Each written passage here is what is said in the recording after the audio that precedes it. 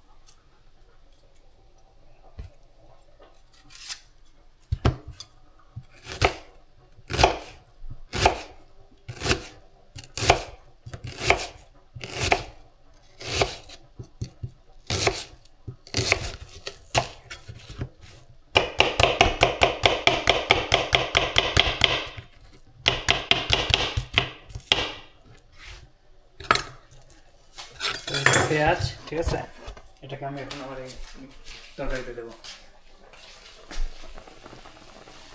দেখুন, দেখেছেন কীভাবে ছড়িয়ে দিচ্ছি, ঠিক এভাবে দিতে হবে, নাহলে মজা হবে না।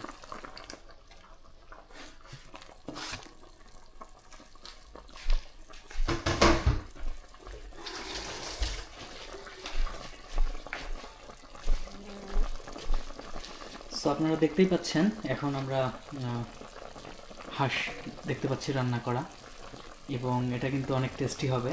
আমি একটু ঘুটে দিই, আপনারা ততক্ষণ দেখতে থাকুন।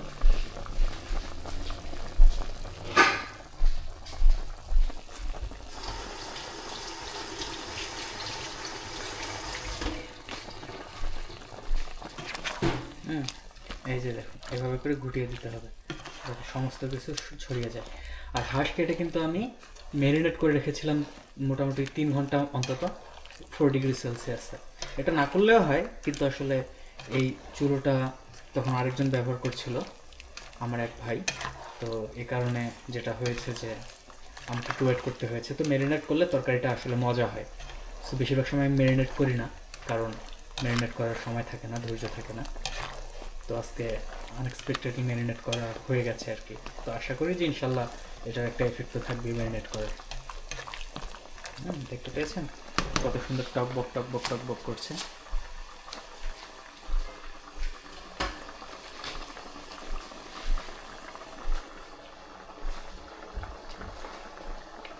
ঠিক আছে, মোটামুটি তো এটা রান্না হয়ে যাবে একটু পরে। তো ভালো থাকবেন আপনারা সবাই, ওকে? দোয়া করবেন যাতে মজা করে খেতে পারি। আল্লাহ হাফেজ, আসসালামু আলাইকুম।